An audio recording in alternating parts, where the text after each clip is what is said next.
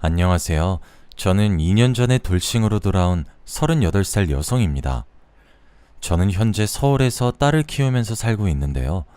제가 이혼하게 된 계기는 시어머니 때문이었습니다. 어쩌다 친구 소개로 만난 남편을 결혼정년기가 됐다고 덜컥 결혼을 해서는 큰 트라우마를 안게 됐네요. 며느리를 자기 발톱에 낀 때보다 못하게 여기고 돈만 밝히는 시어머니 때문에 지금도 제가 밤마다 잠을 못 이루고 있습니다. 꾸는 꿈마다 시어머니가 나오는데 정말 자기가 고통스럽더군요. 하마터면 그 지옥 속에 살 줄 알았는데 친정엄마의 도움으로 간신히 결혼 생활을 정리할 수 있었죠. 제가 오늘 이 사연을 작성하는 이유는 딱 하나뿐입니다. 시댁살이는 생각보다 녹록지 않다는 걸 말씀드리고 싶으니 어렸을 때 일부터 차근차근 말씀해드리도록 하겠습니다. 제 부모님은 두 분 다 택시 운전을 하셨어요. 아버지는 제가 어렸을 때는 트럭 운전을 하셨는데 크게 사고가 난 다음에 트럭 운전을 접고 다른 일을 하시다가 택시 운전을 하게 되셨죠. 엄마는 성격이 남자답고 화통하셔서 결혼하기 전부터 여러 가지 일을 하시다가 아버지를 따라서 택시를 몰게 되셨습니다. 밤늦게 운전을 하다 보면 술에 취한 남자 손님들이 간혹 엄마가 여자라고 우습게 여기고 짓궂은 농담을 던지는 일이 잦았습니다. 게다가 요금으로 시비를 경우가 있었는데 엄마는 그런 일에 휘둘리지 않고 야무지게 대처하시곤 했죠. 진상 손님을 만나거나 싸움에 휘말리게 될 뻔한 이야기는 늘 퇴근 후에 전해 듣곤 하였습니다. 한 번은 젊은 청년 둘이 목적지에 도착하자 택시 요금 문제로 시비를 걸었다고 합니다. 아줌마, 왜 뺑뺑 돌아서 오는 거야? 돈 더 받아내려고 그러는 거지? 엄마는 어이가 없었지만 웃으면서 대답했죠. 일부러 돌아서 온 게 아니라 안 막히는 길 찾아서 빨리 오려고 그랬던 거예요. 아줌마 말을 어떻게 믿어요? 3,000원 빼고 받아. 청년들은 지폐를 꺼내 엄마한테 던지고 내렸다고 해요. 엄마는 좋게 넘어가려고 했지만 대가리에 피도 안 마른 아들 같은 놈들에게 무시를 당하자 화가 나서 따라 내려서 그놈들을 잡았다고 하죠. 야, 이것들이 요금을 떼먹고 도망을 가? 당장 3,000원 내놔. 이 아줌마가 오늘 죽고 싶어서 환장을 했나? 왜 이래? 오냐, 누가 죽는지 한번 보자. 니들 따라와. 엄마는 양손에 두 놈의 멱살을 잡고 공원으로 끌고 가서 주먹질을 했다고 합니다. 다른 사람이 그랬으면 큰일 날 뻔했다고 걱정을 했을 테지만 저희 엄마는 초등학교 때부터 태권도를 시작했고 고등학교 때는 선수로 활동을 했습니다. 덕분에 청년들은 주먹 한 번 쓰지 못하고 묵사발이 되도록 얻어 터졌다고 해요. 엄마의 호탕한 성격은 초등학생 때부터 알고 있었습니다. 저를 괴롭히는 남자애들이 있단 소리를 듣고 엄마가 무작정 학교 교무실로 쳐들어갔거든요. 그리고는 담임선생님에게 애들 교육 똑바로 시키라고 소리를 지르기도 하셨어요. 동네 사람들도 엄마 성격을 알고 있어서 웬만하면 엄마의 성질을 건드리지 않으려고 조심했습니다. 그렇지만 저는 엄마와 전혀 달랐어요. 부끄러움을 많이 타서 남들 앞에 나서는 걸 싫어했고 내성적이고 소심한 성격을 가지고 있었어요. 그래서 진상 손님을 폭행해 경찰서로 오간 적 있는 엄마와 달리 저는 있는 듯 없는 듯 조용히 지내왔죠. 불의를 당하면 못 참고 불같은 성격 탓일까요? 부모님은 밤낮으로 택시를 몰면서 일을 하셨지만 저희 집안 형편은 그렇게 넉넉해지지 않았어요. 예전에 아버지가 2억이 넘는 대형 트럭을 할부로 사셨는데 불과 1년 만에 트럭이 전복되는 큰 사고가 났거든요. 다행히 아버지는 많이 다치지 않았지만 트럭은 심각하게 부서져서 폐차를 해야 했죠. 사고 처리 비용과 할부금은 고스란히 빚으로 남게 되었어요. 그 빚을 아무리 갚아도 끝이 없었죠. 조금 줄어드는가 싶으면 무슨 일이 터져서 또 돈을 쓰는 일이 생겼으니까요. 그래서 저도 열심히 벌어서 생활에 보태야 했어요. 그렇게 6년을 보내자 빚은 거의 사라졌고 약간의 돈도 모을 수 있게 됐는데요. 1년 전에 결혼한 친구가 오랜만에 만나자고 하더군요. 그러더니 절 보자마자 하는 소리가 남자친구 이야기였습니다. 은주야, 너 남자친구 없지? 그래, 내가 모태솔로라고 몇 번 말해? 은주야, 너 내일 모레면 30이야. 설마 독신주의자는 아니지? 남자 만날 생각 있는 거지? 어떻게 만나야 할지 몰라서 그렇지. 나도 연애 한번 해보고 싶다. 내가 괜찮은 사람 소개시켜줄게. 사촌 오빠 친구인데 잘생기고 직업도 괜찮더라. 1년 전에 결혼을 한 친구가 남자를 소개시켜주겠다고 해서 만나보았습니다. 회사 근처 카페에서 만났는데 성격도 밝고 배려심도 좋으셨어요. 제약회사 연구원으로 근무하고 있다고 해서 저도 마음에 들었죠. 그래서 두어 달 만남을 이어가다가 정식으로 프로포즈를 받게 되었어요. 아무래도 제 남편이 저보다 나이가 7살이나 더 많아서 결혼이 급한 상태였죠. 저도 그때는 나이가 차면 누구든 당연히 하는 게 결혼이라고 생각해서 아무 생각 없이 남편의 청혼을 받아들였습니다. 그것이 제 인생의 첫 번째이자 가장 치명적인 실수가 될 줄은 꿈에도 몰랐어요. 시어머니를 뵈러 갔을 때 결혼을 물으자고 하길 그랬어요. 그때부터 느낌이 이상했거든요. 네가 지영이니? 오느라 고생 많았다. 광규한테 들었는데 부모님께서 택시라고 계신다며? 네, 두 분 모두 택시하고 계세요. 시어머니께서는 자신이 잘못 듣길 바라셨나 봐요. 웃고 있던 시어머니 얼굴이 확 굳어지더니 실망한 표정이 역력해지셨습니다. 그래, 두 분 다 힘들게 사시는구나. 그래도 집은 있겠지? 아니요, 전세로 살고 있어요. 시어머니는 아예 대놓고 한숨을 쉬고 계셨어요. 그리고 차가운 표정으로 마치 검사가 범인을 취조하듯이 물었어요. 모아둔 돈은 얼마나 있어? 땅이나 주식도 전혀 없는 거야? 모아둔 돈은 없고 얼마 전에 빚만 겨우 다 갚았어요. 그 말을 듣고 시어머니께서 기가 찬다는 표정을 지으시더라고요. 모아둔 돈도 없는데 어떻게 결혼을 하니? 내가 말이 좀 심한 것 같아도 이건 아닌 것 같다. 결혼이 현실이야, 얘. 너는 어쩌자고 준비도 안 된 날 데리고 와서 결혼하겠다는 거니? 시어머니께서 남편에게 타박을 늘어놓으셨지만 남편은 똑 부러지게 제 편을 들어주었어요. 내가 모아둔 돈 있으니까 괜찮아. 처가에 돈이 있든 없든 뭐가 중요해. 뭐? 네가 모아둔 돈으로 결혼식 올리고 집도 살 거니? 그럼 나중에 무슨 돈으로 살려고? 엄마도 이제 다 늙어서 돈 벌 수도 없다. 이제 너한테 용돈 받으면서 살아야 할 나이야. 이러다 너한테 덕 볼 게 아니라 죽을 때까지 돈 벌면서 도와줘야겠다. 엄마한테 도와달라고 안 할게. 걱정하지 마.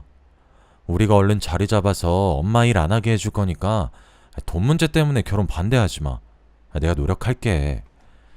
남편이 시어머니를 잘 타일러서 좋게 넘어가려고 했는데도 시어머니께서 저희 집이 가난하고 보잘것없다고 무시하시더라고요. 혼수를 준비하는데도 사사건건 트집을 잡았어요. 뭐? 여기에서 가구를 보겠다고?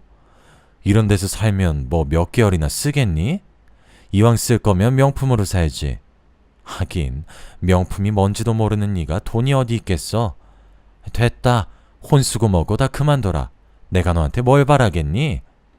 시어머니는 저를 만날 때마다 입버릇처럼 돈도 없는 네가 뭘 하겠어 라는 말을 귀에 못이 박히도록 하셨어요. 자존심이 너무 상해서 당장이라도 파혼해버리고 싶었죠. 시어머니 때문에 남편이랑 여러 번 싸웠지만 남편이 결혼 후에는 이런 일 없을 거라고 붙잡더라고요. 여보, 조금만 참아. 결혼하고 분가해서 살면 엄마하고 마주칠 일은 없을 거야. 남편은 분가해서 살 테니까 걱정 말라고 했고 저도 분가는 기정사실로 받아들이고 조금만 더 참기로 했어요. 그런데 시어머니는 그런 기대를 무참하게 박살내버리더군요. 저한테 말도 안 되는 제안을 하셨거든요. 얘야, 혼수 같은 거 준비하지 말고 3년만 시집살이 해라. 3년만 제대로 하면 필요한 거 다 사주마. 네?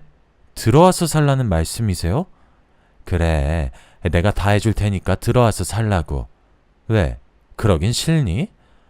아니요. 갑자기 그러시니까 저도 놀래서 그랬어요. 없는 형편에 살림살이나 제대로 하겠니? 딱 봐도 내 도움 없으면 살기 힘들겠구먼. 네 친정 생각해서 한 푼이라도 아껴야지. 안 그래? 시어머니께서 이제는 친정을 덜 먹였어요. 집을 구해줘도 살림살이를 장만하지도 못할 테니 그냥 시댁에 들어와서 살라는 거였죠. 저를 위해주는 척 자기 옆에 앉혀두고 피가 마를 정도로 달달 볶아대려는 것 같았어요. 그래서 얼른 남편한테 가서 어떻게든 시어머니를 말려보라고 말했습니다. 여보, 어머님이 하는 말 들었어? 우리 살림 합치겠대. 당신이 가서 우리 분가해서 살겠다고 해. 살림살이 같은 건 내가 얼마든지 장만할 수 있어. 알았어. 내가 엄마 설득해볼게. 당신은 신경 쓰지 마. 정말이지? 진짜로 잘 말해서 우리 분가시킬 거지? 그래. 내가 잘 말해볼 거니까 행여나 이상한 말 하지 마. 하지만 남편 말과는 달리 시어머니께 아무 말도 안 하는 것 같았죠. 시어머니 눈치만 보면서 분가는 말도 꺼내지 않았거든요. 남편을 닥달해봤자 언성만 높아질 것 같아 답답한 마음에 친정엄마에게 전화를 걸었습니다. 친정엄마도 제 말을 듣고 기분이 나쁘다고 하셨지만 있는 집안 여자들은 원래 그런 법이니 우리가 이해하자고 하셨어요. 안 사돈이 없는 말 하는 것도 아니고 우리가 가진 게 없는 건 사실이잖아. 기분이 나쁘고 화가 나도 참아야지. 괜히 트집 잡히지 마라. 며칠 후에 상견례 할 때 내가 정중하게 분가시켜달라고 말해볼게. 엄마가 잘 말해줄 거라는 생각에 상견례 날만 기다렸습니다. 드디어 상견례 날이 다가오자 묘한 긴장감 속에서 거만하게 굴 시어머니를 생각하니 벌써부터 속이 불편해졌죠. 몇 번이나 심호흡을 하며 예약해놓은 식당으로 가니 시어머니께서 예상 밖의 모습을 보이셨습니다. 친정엄마의 얼굴을 본 시어머니가 얼굴이 하얗게 질리셨거든요.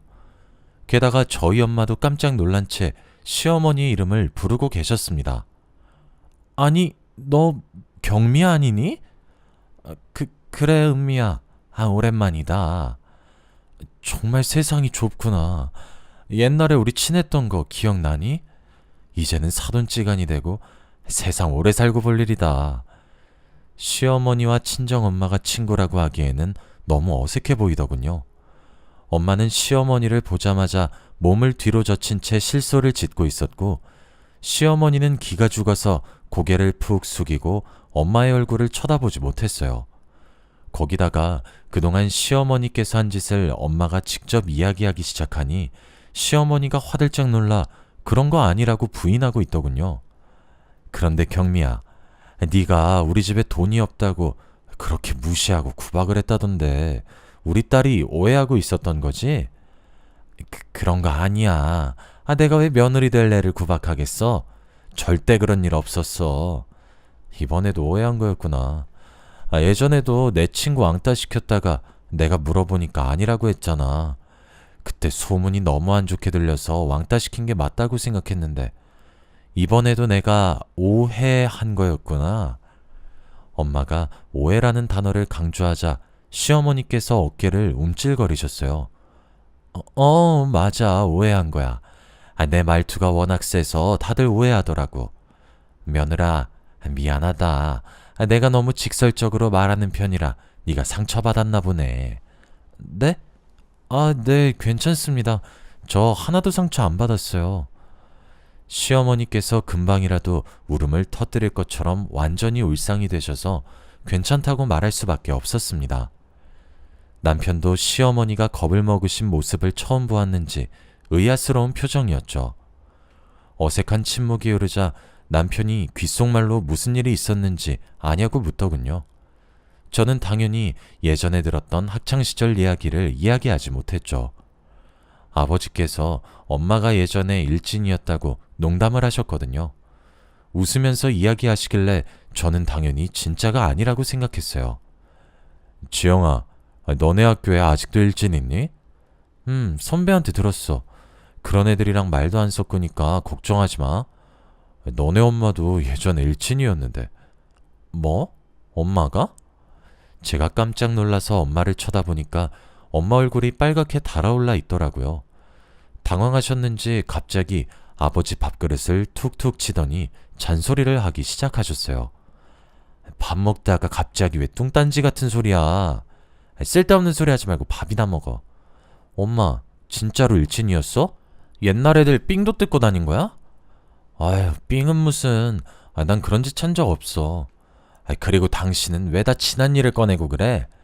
아니, 당신이 예전이랑 너무 많이 달라져서 장난 좀 쳐봤어. 그럼 당신은 예전이랑 똑같나? 선생들 몰래 삥 뜯다가 구렛나루 쥐어뜯긴 것도 말해줘? 그 이야기는 왜 꺼내? 삥 뜯은 게 아니라 애들이랑 장난치다가 장난은 무슨 매일 삥 뜯는 걸로 유명했으면서. 저는 당연히 엄마와 아버지가 중매로 만난 줄 알았어요. 제 친구들 부모님 소개로 만났다길래 우리 부모님도 그러겠거니 했는데 학창시절부터 서로를 알고 있을 줄은 꿈에도 몰랐죠. 제가 둘이 어떻게 친해진 거냐고 물으니까 아버지는 어떻게 엄마를 만나게 되었는지 말해주었어요. 엄마와 아버지는 학창시절에 공부는 뒷전이었고 흔히 노는 무리들하고 어울렸다고 합니다. 엄마는 태권도를 계속하면서 자연스럽게 공부랑 담을 쌓았고 아버지는 집안이 넉넉하지 못해서 시장통 뒷골목에서 살았다고 해요. 그러다 보니 집안 사정이 비슷한 또래들끼리 어울려 다니면서 여러 가지 사고를 쳤다고 합니다. 엄마는 체격도 좋았고 태권도로 다져진 실전 기술이 있어서 남자든 여자든 시비가 붙으면 피하는 법이 없었다고 하는데요. 싸워서 진 적이 한 번도 없었다는 말에 평범해 보였던 엄마가 다시 보였죠. 엄마가 남자랑 싸웠는데 다 이겼다고? 말도 안 돼. 나도 싸움은 한가닥 했는데 네 엄마한테 깨졌어. 그게 고등학교 2학년 때였나? 엄마의 싸움 실력을 알아본 일진들이 엄마를 꼬드겨서 한동안 일진들이랑 어울렸다고 해요. 겁이 없었던 엄마와 친구들은 길거리를 돌아다니다가 남학생들과 시비가 붙은 적이 있었다고 합니다. 그때 아버지가 엄마와 1대1로 붙었는데 졌다고 하죠. 그날 이후로 마주치기만 하면 으르렁거리던 사이가 미운 정이 생겨서 결국에는 사귀게 되었다고 하는데요. 졸업 후에도 계속 만나다가 5년 후에 결혼해서 저를 낳았다고 합니다. 엄마와 아버지가 이런 과거를 갖고 있어서 시어머니도 저를 못살게 구는 걸 멈췄나 봅니다. 그날 이후로 제 결혼 생활이 완전히 달라졌거든요. 저희 부부 뜻대로 당연히 분가를 하게 되었고 결혼 후에도 저는 계속 직장을 다닐 수 있게 되었습니다.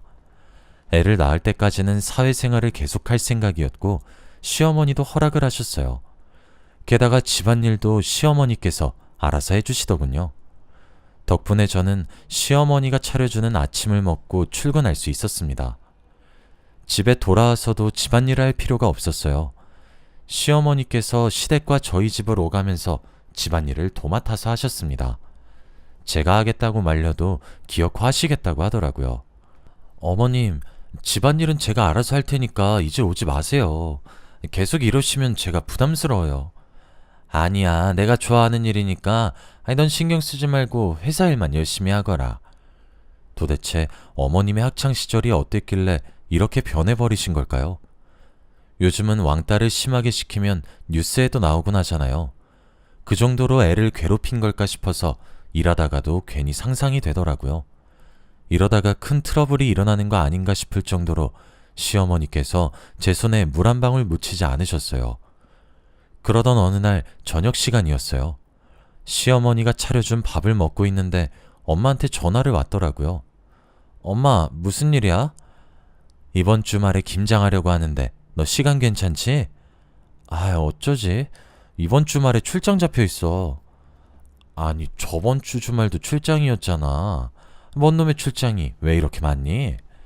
지점에 문제가 생겨서 내가 해결해야 하는데 담당자가 주말밖에 시간이 없다고 해서. 그럼 할 수 없지. 나 혼자 하마. 엄마가 통화를 마치자 시어머니가 다가왔어요. 무슨 일이냐? 은미가, 아니, 안사돈이 뭐라고 해? 이번 주말에 김장할 건데 제가 시간이 없어서 못 도와드릴 것 같아요. 그래? 그럼 내가 가서 해주마. 어머님이요? 괜찮아요. 그러실 필요 없어요. 아니다. 이제 한 식구인데 손이 필요하면 당연히 가서 도와야지. 진짜로 시어머니가 친정으로 가서 김장을 거들어 주더라고요. 며칠 후에 엄마에게 전화를 걸어서 물어보니까 시어머니께서 앞으로 필요하면 언제든지 편하게 부르라고 하더군요. 걔가 옛날에는 애들 왕따 시켜서 울리고 전화까지 가게 만들더니 나이 들어서 철이 들었나 보다. 옛날에는 나한테 까불다가 무지하게 맞았거든. 뭐? 시어머니께서 얼마나 괴롭혔길래 그래. 키 작고 소심한 애 데려다가 걸레 빨던 물 붓고 때리고 밟고 나중엔 경찰서까지 갔는데 아휴, 내가 이런 거 말하면 뭐하니? 너만 손해지. 지금은 정신 차린 것 같으니까 그냥 못 들은 걸로 해라.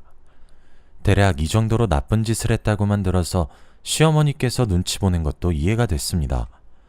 괜히 저희 엄마가 입을 여시면 동네 소문나고 남편 평판도 안 좋아져서 잘리거나 승진에 영향이 갈 수도 있으니까요. 지금은 시어머니께서 잘해주시고 제가 생각했던 것보다 결혼 생활에 큰 만족감을 느끼고 있었습니다. 회사 일도 바쁘다 보니 괜히 과거 일을 캐낼 필요는 없다는 생각이 들었죠. 그렇게 2년이 지나고 저희 부부 사이에 딸 하나가 생겼습니다. 저도 이제 직장을 그만두려고 부장님과 면담 자리를 가졌는데요. 부장님께서 한사코 말리시더라고요. 장대리, 지금까지 고생해놓고 이제 와서 왜 그만두려고 그래? 애 낳고 지금까지 잘 다니고 있었잖아. 이제 곧 승진할 텐데 계속 근무해. 그동안 고생한 보상은 받아야지. 그치만 저희도 자녀 계획이 더 있어서 가정에 충실하고 싶은데 장대리가 지치고 힘들어서 이러는 거 이해해. 그런데 애 한 명 더 가질 거면 돈이 더 필요할 거 아니야. 곧 있으면 좋은 소식 생길 거니까 좀만 더 기다려보자. 부장님께서 저를 붙잡으려고 괜히 하시는 말씀이라고 생각했습니다. 그런데 진짜로 몇 달 뒤 승진을 하게 되었죠. 연봉도 오르고 더 편하고 좋은 조건으로 일하게 되어서 그만두지 말까 고민이 되었죠. 퇴근 후 저녁 식사 자리에서 이 고민을 털어놓으니 시어머니께서 나서서 이야기해 주시더군요. 길게 고민할 거 없다. 네가 직장생활 하고 싶으면 계속해. 애는 내가 맡을 테니 걱정하지 마라. 정말요? 어머님 정말 감사해요. 대신에 이제부터 집안일은 제가 다 할게요. 어머님은 애만 봐주세요. 오니야, 앞으로 그렇게 하자.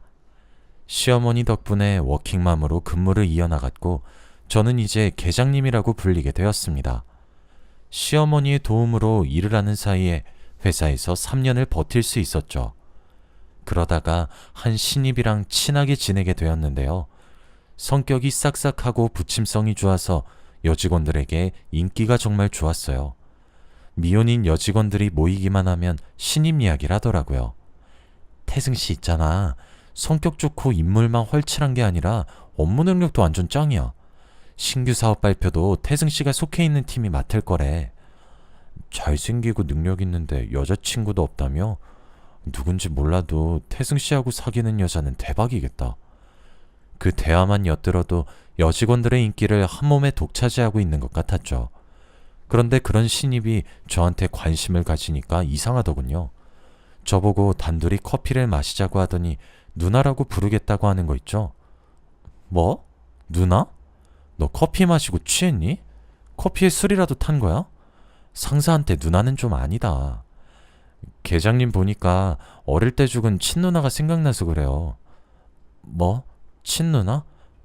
네, 회사 밖에서만 누나라고 부르면 안 될까요? 신입이 간절하게 쳐다보면서 말하는데 안 된다고 말할 수가 없었어요. 회사 밖에서 볼 일이 없을 테니 그러라고 둘러대고 얼른 자리를 피하고 말았죠. 그런데 그 뒤로 신입이 자꾸만 친한 척을 하기 시작했어요. 처음에는 누나처럼 생각해서 그런 거라고 생각했는데 이제는 점점 제게 딴 마음을 품고 있을 거란 상상이 들더군요. 그러다가 어이없는 엄청난 사건이 터지고 말았어요. 신입이랑 같이 창원에 있는 공장으로 출장을 갔는데 현장 도착이 너무 늦어져서 난감한 상황이 펼쳐졌어요. 관계자들이 이미 모두 퇴근한 뒤였거든요. 기다리라고 미리 연락을 했어야 했는데 그걸 까먹다니. 누굴 탓할 수도 없는 노릇이라 하는 수 없이 하룻밤 모텔에서 묵게 되었어요. 신입이랑 같이 방을 쓸 수 없으니 당연히 방은 따로 잡았죠. 제가 묵을 방에 들어와서 불을 끄고 잘 준비를 하고 있을 때였습니다. 핸드폰을 보고 있었는데 실수로 카메라가 켜졌는데 TV 선반에 이상한 것이 보이더군요. 혹시나 하는 마음에 불을 켜고 선반이 있는 쪽으로 다가가 보았습니다. 선반에 있는 휴지꽉 티슈를 뒤져보니 몰래카메라가 있었습니다. 제가 놀라서 옆방에 묵고 있는 신입을 찾았습니다.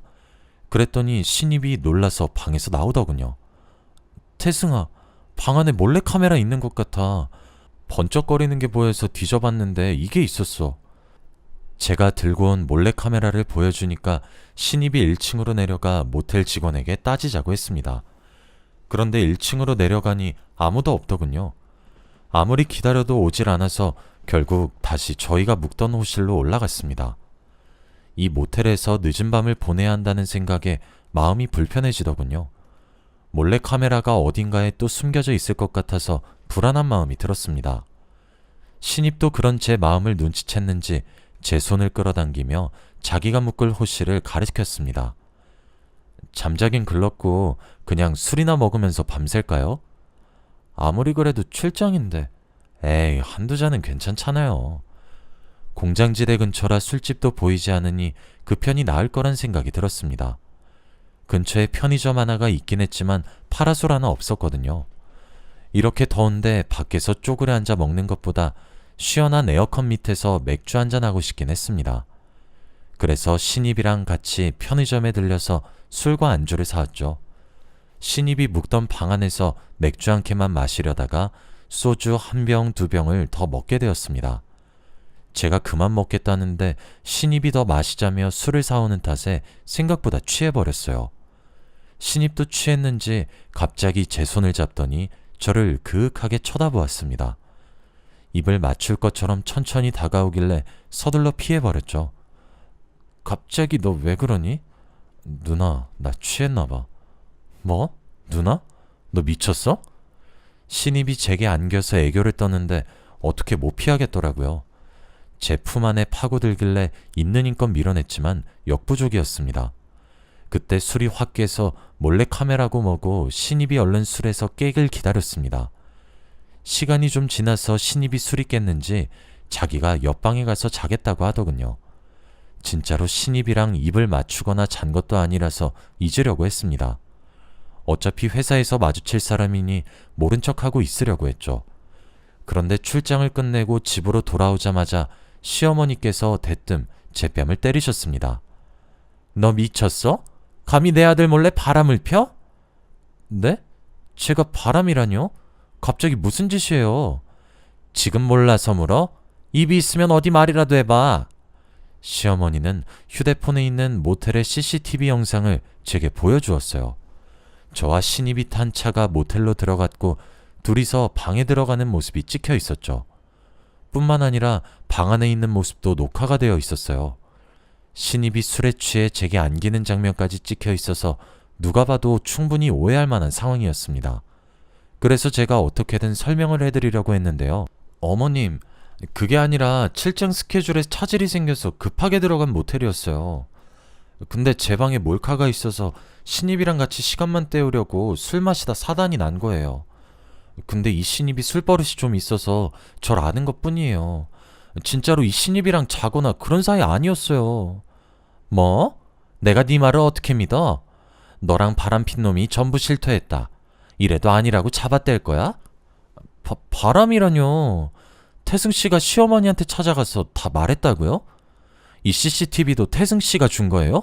그래, 우리 아들 몰래 태승씨 하면서 아주 친하게 지낸 모양이지? 너 같은 년 믿은 내 잘못이지. 내가 뭐하러 널 딸같이 챙겨줬나 몰라. 어? 시어머니가 잔뜩 흥분한 채 제 머리채를 쥐고 흔들었어요. 우리 회사 신입이 시어머니한테 CCTV 영상을 넘겼다니 도대체 무슨 사이길래 이런 짓을 저지른 걸까요?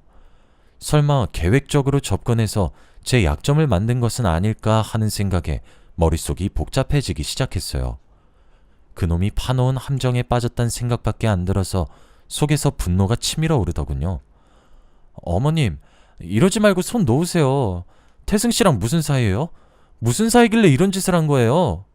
이런 짓이라니? 이게 미쳤나? 유부녀가 총각하고 바람 피워놓고 이렇게 뻔뻔할 줄이야.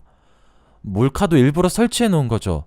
어머님이랑 태승씨가 작당한 거잖아요. 작당하긴 뭘 작당해. 내가 너 신고해서 깜빵에 쳐넣을 거야. 저는 태승씨를 데려와 삼자대면 하자고 했지만 듣지 않으셨어요. 시어머니는 저를 바람난 년으로 몰아붙이면서 당장 이혼하라고 난리를 치셨죠. 게다가 친정을 찾아가서 엄마에게도 증거들을 보여주면서 절 치욕스럽게 만드시더라고요. 당연히 저희 엄마는 시어머니의 말을 믿지 않으셨습니다. 너 진짜야? 네가 이런 짓을 저지른 거야? 아니야, 나 억울해. 출장 갔다가 모텔에 몰카가 있어서 무서워서 시간만 때우려고 술 한잔한 거야. 진짜로 잔 것도 아니고 그런 사이 아닌데. 나한테도 이렇게 말하더니 그게 말이 된다고 생각하니? 학교 다닐 때도 나 괴롭히더니 딸 자식 가르쳤을지 안 봐도 뻔하다. 내가 미쳤지. 진작 이 결혼 말렸어야 했는데 결혼시킨 내가 미친 것이다. 엄마, 진짜야. 내 말 좀 믿어줘. 어머니께서 CCTV를 어떻게 받으셨겠어? 태승 씨랑 무슨 작당을 한 것 같아. 이제 좀 인정하거라. 어떻게 끝까지 이럴 수 있는 거니? 내가 받은 상처는, 내가 받은 배신감은 어쩌고? 시어머니가 눈물을 흘리면서 슬퍼하시다가 딸애를 어떻게 키운 거냐고 당장 보상해내라고 엄마에게 소리를 질렀어요. 엄마는 제가 하는 말이 타당하다고 못 느끼셨는지 아무 말도 못 하셨습니다. 회사에서 돌아온 남편도 침울한 표정으로 저에게 실망했다고 했습니다. 은주야, 어머니한테 다 들었어. 네가 오해라고 해도 난 아직 너 못 믿을 것 같아. 우리 생각할 시간을 가지자. 잠깐만 네가 친정에 가 있으면 좋겠어. 더 이상 할 말이 없었습니다. 아무리 신입이 편했어도 모텔방 안에서 단둘이 술을 먹은 제 잘못이라는 생각이 들더군요. 그래서 저는 남편 말대로 짐을 싸들고 친정으로 왔습니다. 친정에 도착하니 엄마가 조용히 저를 불러서 속을 털어놓았죠. 은주, 너 왜 그랬어? 네가 정말 바람핀 거였어? 엄마는 네 말 믿어보려고 했는데 믿겨지지가 않는다. 엄마, 정말 아니야. 시어머니가 일부러 그 자식이랑 작당한 것 같단 말이야. 당한 게 있으니까 우리한테 복수하려는 거 아닐까? 차라리 사람 써서 알아보자. 어? 제가 억울함을 토해내니까 엄마가 오히려 분노하셨습니다. 죄책감을 느끼지 못하고 제가 오히려 복수를 하려고 해서 크게 실망하셨나 봅니다. 부들부들 떨면서 폭언을 퍼부으시더군요. 뭐? 사람을 써서 알아보자고? 지금 네 외도 들켰다고 복수한다는 거야? 지금 뭘 잘했다고 입을 놀려? 이제 할 수 없다. 빚을 내서라도 위자료 달라는 대로 주고 갈라서야지. 경미 말대로 내가 딸을 잘못 키운 것 같다. 엄마가 가슴을 치면서 눈물을 삼켰고 그런 모습을 보는 저는 억울하고 분해서 속이 뒤집어지는 것 같았어요. 하지만 제 억울함은 풀리지 않고 이혼 소송은 예정대로 진행되고 말았습니다. 그래도 저는 꿋꿋하게 회사에 출근을 했어요. 정작 저를 이런 비참하게 만든 그 자식은 장기 휴가를 내고 회사에 나오지 않았더군요. 그놈에게 왜 이런 일을 꾸몄는지 묻고 싶었지만 연락조차 받지 않아서 그럴 수 없게 되었습니다. 더 기가 막힌 사실은 회사에 어이없는 소문까지 퍼지기 시작했다는 겁니다. 유부녀인 제가 신입을 꼬드겨서 바람을 피웠다는 소문이었죠. 저는 그 인간에게 이용당했는데 소문은 제가 그를 가지고 놀다가 헌신짝처럼 버렸다고 하더군요. 직원들이 저를 보고 벌레 보듯이 해서 순식간에 혼자가 되어버리고 말았습니다. 제가 겨우겨우 회사 생활을 견뎌내고 있는데 부장이 심각한 표정으로 저를 불렀습니다. 정 계장, 소문은 들었어? 간부회의에서 정 계장 문제에 대해서 의논을 했는데 품위유지 위반으로 자진 퇴사라는 결과가 나왔어. 그러니까 되도록 빨리 인수인계해서 정리해줘. 알겠지? 따돌림까지는 예상했지만 자진 퇴사라뇨. 그 말을 듣는 순간 화장실로 뛰쳐들어가서 눈물을 터뜨렸습니다. 그리고 저는 이틀 뒤에 사직서를 제출하고 회사를 그만두게 되었죠. 이혼 소송은 절차대로 되었고 위자료를 최소한으로 낮추려고 버티는 중이었는데요.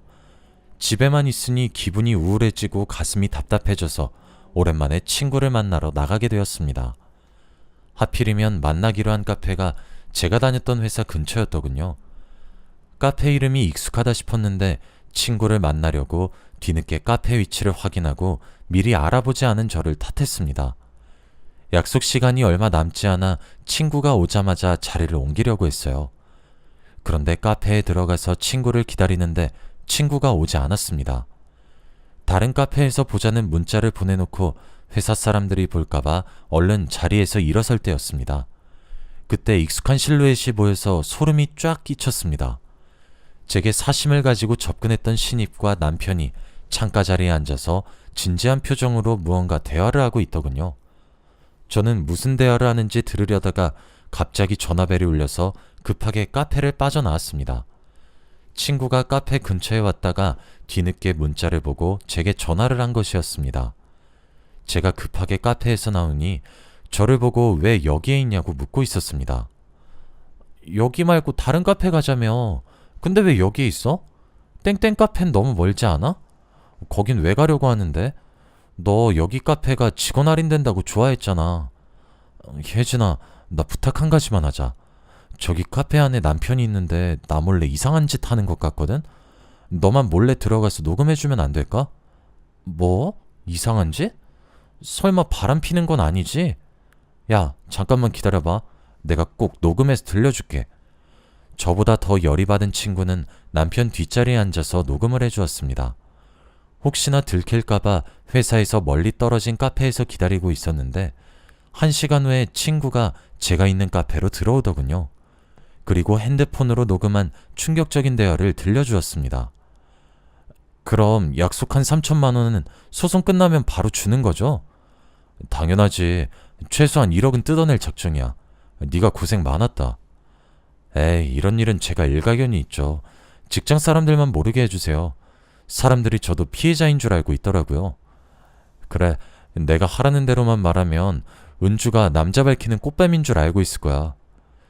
내 남편이 날 남자 밝히는 꽃뱀으로 만들었다니.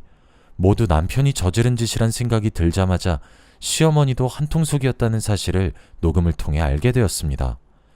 시어머니가 남편에게 학창시절 괴롭힘을 당했다는 거짓말을 해 저희 엄마는 물론 저까지 미워하게 만든 것이었습니다. 그리고 저를 이혼시키려고 불륜녀로 모함했던 거죠. 시어머니는 눈에 가시 같은 저를 쫓아내고 위자료는 덤으로 얻을 수 있으니 일석이조였던 겁니다. 화가 머리끝까지 난 저는 작정을 하고 회사 근처에 몸을 숨겼습니다. 그래서 퇴근하고 나온 신입의 멱살을 잡고 골목 쪽으로 들어왔죠. 너 지금 사기치고 있는 거 알고 있어? 나 녹음해놓은 증거 있으니까 바른 대로 말해. 녹음? 무슨 녹음을 말하는 건데요? 그리고 나 잘리면 어쩌려고 그래. 이러다 회사 사람들이 보겠어. 그래, 너랑 같이 골목으로 들어온 사람 많아. 내가 이번엔 네가 꼬신 거라고 소문 좀 내보려고. 어때? 너도 한번 권고사직 당해볼래? 거기에 사기죄까지 추가하려고 하는데.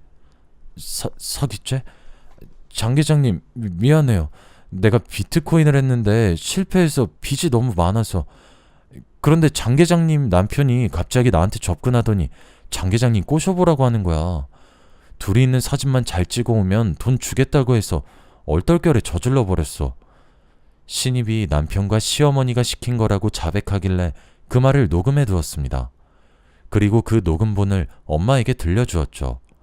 엄마는 녹음된 걸 듣고 충격을 받고 입술을 꽉 깨물더니 제 손을 잡고 시댁으로 달려갔습니다. 시모는 당연히 우리를 보고 버럭 소리를 지르고 있더군요. 아니, 여기가 어디라고 찾아와? 썩 안 꺼져? 시어머니가 상황 판단을 하지 못하고 소금을 뿌리려고 하길래 엄마가 시어머니의 팔을 강하게 잡아챘습니다. 뭐? 썩 안 꺼져? 옛날 일은 다 잊고 인간적으로 잘 대해주려고 했는데 감히 내 딸한테 이런 짓을 저질러? 너 같은 년은 절대 용서 못해. 뭐? 지금 무슨 소리 하는 거야? 잘못은 네 딸이 했다고. 나한테 왜 그래? 시어머니가 끝까지 잘못을 실토해내지 않길래 녹음본을 들려주었죠. 녹음 파일을 들은 시어머니가 그때가 돼서야 사색이 된 채 잘못했다고 빌었습니다. 시어머니가 울면서 빌었지만 엄마는 시어머니를 용서해주지 않았는데요. 저도 이 일을 용서해줄 수 없었습니다. 남편도 미안하다고 용서를 구하며 앞으로 이런 일이 없을 거라고 했지만 저는 위자료와 더불어 재산 분할을 청구하였습니다. 지금은 시어머니를 상대로 정신적 피해 보상까지 요구해서 모두 받아낸 상태인데요. 엄마 말로는 시어머니가 집을 처분할 정도로 전 재산을 토해냈다고 하더군요. 두 모자는 현재 월세방을 전전하는 신세가 되고 말았다고 합니다. 이게 다 오해와 잘못된 복수 방법 때문에 일어난 일이에요. 여러분은 무슨 일이 생기든 간에 상대방을 인격적으로 배려하면서 행복하게 살아가시길 바랍니다.